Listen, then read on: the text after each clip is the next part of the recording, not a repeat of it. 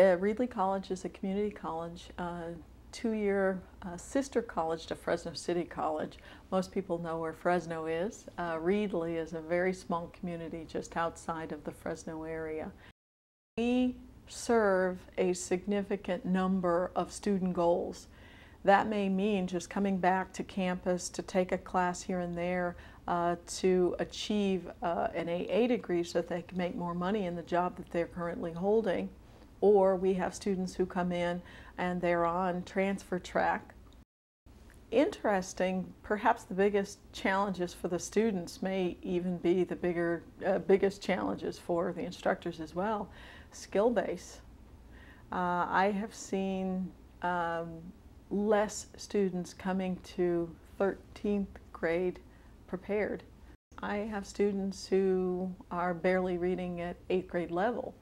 And a minimal expectation in my curriculum, of course, teaching an introductory survey psychology course, is that it's a transferable course, so you need to have certain minimal skills. BMCC is primarily women and students of color. Most of my students are Dominican, African American, Chinese. And it's a class of about 20. It starts with an enrollment about 25. It goes down because I teach at night, and so I teach from 7:20 to 10, and so people drop out because they're working all day and they don't anticipate how tired they're going to be and how difficult it is to go to school after you've worked all day. I actually started teaching in K-12. I was a K-12 Spanish teacher, and I worked through my master's and my doctoral program while I was working full-time. I did my master's while I was teaching in K-12, and then I started teaching Spanish in community colleges. Students just seemed to be tired. They seemed to be overworked.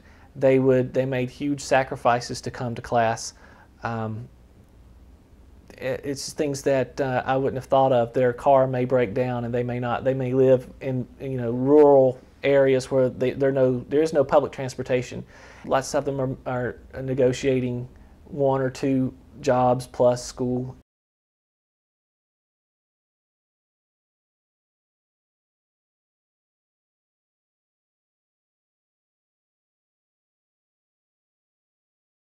I have a rent-stabilized apartment, and that's enabled me to afford that to some extent. And then also I collect Social Security. So I've been able to kind of not coast, but hold my own without feeling I had to teach even more. It's not poverty by global standards, if people are living on $1 a day, but in New York City, it's poverty. Higher education workers are no different than any other worker, and they should be eligible for unemployment when they are not working.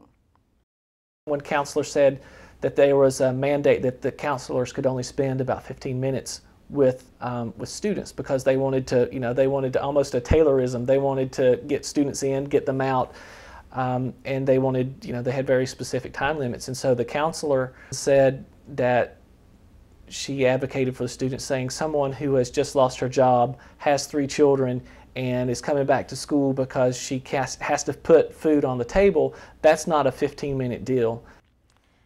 Another college made the decision that they would start having larger classes in psychology and 300-person classes, and giving sections to graduate assistants. A lot of adjuncts got a letter saying, thank you for your service of these many years, but unfortunately we will not have adjunct positions for you.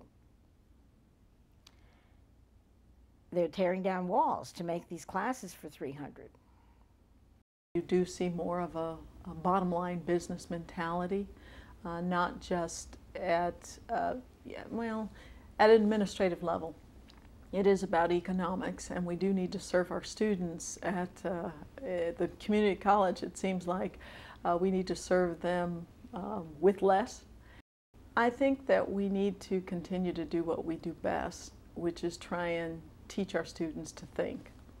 Colleges and universities have a responsibility to show how democratic institutions can work and can be more effective than autocratic institutions. Research will show that autocratic decision making is less effective, less quality. The quality of decisions that comes out from one person making an autocratic decision is typically poorer than when you get lots of heads together.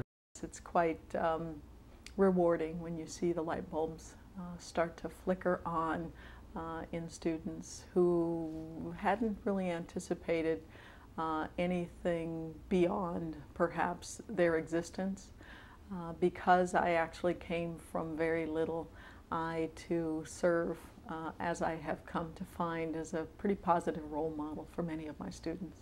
I've always been an advocate of justice for perhaps those people who may not have a voice. Again, I think that's probably why I choose to be at the community college level. I've been told that and have been asked to, think about applying for Fresno State anyway, which is our local CSU. But for me, those students are going to be okay. The students that might not be okay and might need a little more help are the ones that I'd like to help.